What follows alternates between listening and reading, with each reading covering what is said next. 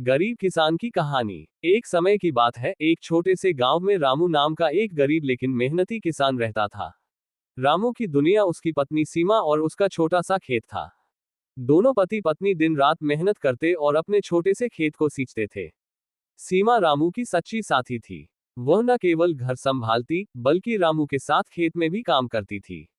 दोनों ने अपनी जिंदगी की हर कठिनाई को मिलकर झेला था। उनके पास ज्यादा संपत्ति नहीं थी, लेकिन उनका प्रेम और साथ ही उनकी सबसे बड़ी ताकत थी। सीमा रामू से कहती, हम गरीब जरूर हैं, पर हमारे पास एक दूसरे का साथ है। यही सबसे बड़ा धन है। रामू उसे मुस्कुराकर देखता और उसकी बातें सुनकर उसकी थकान दूर हो जाती। हालांकि गरीबी और संघर्ष ने रामू और सीमा को कभी पूरी तरह से खुश नहीं रहने दिया। हर साल कोई न कोई विपत्ति आ जाती। कभी सूखा पड़ता तो कभी फसल बर्बाद हो जाती। लेकिन दोनों ने कभी हार नहीं मानी। सीमा रामू का हौसला बढ़ाती रहती। जब भी रामू निराश होता, सीमा उसके सामने खड़ी हो जाती और उसे आगे बढ़ने की प्रेरणा देती। सीमा की बीमारी और रामू का संघर्ष। एक दिन अचानक सीमा बीमार पड़ गई। रामू ने सोचा कि यह कोई साधारण बीमारी है और जल्द ही ठीक हो जाएगी, लेकिन समय के साथ उसकी हालत बिगड़ती चली गई। गांव में डॉक्टरों की कमी थी और इलाज के लिए पैसे भी नहीं थे। रामू ने अपनी सारी जमा पूंजी सीमा के इलाज में खर्च कर दी, लेकिन कोई फायदा नहीं हुआ। सीमा बिस्तर पर पड़ी रहती और रामू उसकी देखभाल करता। सीमा की हालत दिन ब दिन गंभीर होती जा रही थी और एक दिन उसने रामू से कहा, रामू, मुझे लगता है कि अब मेरा समय आ गया है। मैं चाहती हूं कि तुम मेरे जाने के बाद भी हिम्मत से काम लेना और अपनी जिंदगी को आगे बढ़ाना। मेरी आखिरी ख्वाहिश यही है कि तुम खुश रहो। रामू का दिल टूट गया था। उसने सीमा से कहा, तुम्हारे बिना मैं कैसे जी पाऊंगा? तुम ही तो मेरी दुनिया हो। सीमा ने उसकी ओर देखा और कहा, तुम्हें जीना होगा, मेरे लिए नहीं, अपने लिए। तुम्हारी मेहनत और सच्चाई एक दिन रंग जरूर लाएगी। कुछ दिनों बाद सीमा ने इस दुनिया को अलविदा कह दिया। रामू की दुनिया अंधेरे में डूब गई।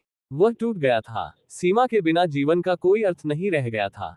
खेतों में काम करने का मन नहीं करता था और उसकी दिनचर्या बिखरने लगी। उसने महसूस किया कि उसकी ताकत सीमा ही थी और अब वह अकेला हो गया था। नेहा का आगमन। सीमा के जाने के बाद रामू ने अपने खेतों से भी दूरी बना ली। उसका दिल अब खेतों में नहीं लगता था। वह हर दिन बस सीमा को याद करता और अपनी जिंदगी के उस खालीपन से जूझता। ऐसे में गांव में पास के शहर से नेहा नाम की एक युवती आई, जो गांव की सादगी और प्राकृतिक सुंदरता को निहारने आई थी। नेहा एक पढ़ी लिखी और आत्मनिर्भर लड़की थी। वह गांव में नई संभावनाओं की तलाश में थी और उसका मन गांव के लोगों की मदद करने का था। नेहा जब गांव घूमने निकली तो उसकी नजर रामू के बंजर पड़े खेत पर पड़ी। वहां उसने रामू को उदास बैठा देखा। नेहा ने रामू से बात करने की कोशिश की, लेकिन रामू ने ज्यादा ध्यान नहीं दिया। उसकी आंखों में दुख साफ झलक रहा था। नेहा ने धीरे धीरे रामू के बारे में गांव वालों से पता किया। उसे पता चला कि रामू एक मेहनती किसान था, लेकिन उसकी पत्नी के निधन के बाद से वह बुरी तरह टूट चुका था और उसने अपने जीवन की सारी उम्मीदें खो दी थीं। ये सुनकर नेहा को रामू के प्रति सहानुभूति महसूस हुई। उसने सोचा कि उसे रामू की मदद करनी चाहिए, ताकि वह फिर से अपने पैरों पर खड़ा हो सके। दोस्ती और उम्मीद का बीज। नेहा ने रामू से कई बार मिलने की कोशिश की। शुरुआत में रामू ने उसे नजरअंदाज किया, लेकिन धीरे धीरे नेहा की सादगी और उसकी मदद करने की इच्छा ने रामू को उसकी ओर खींचा।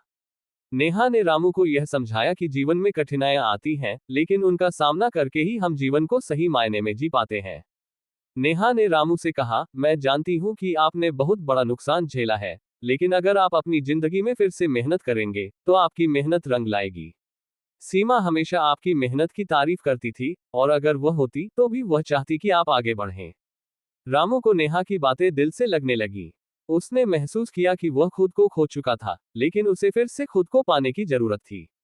रामू ने नेहा की सलाह मानी और फिर से खेती की तरफ ध्यान देने लगा। नेहा ने उसे आधुनिक खेती के नए तरीके सिखाए।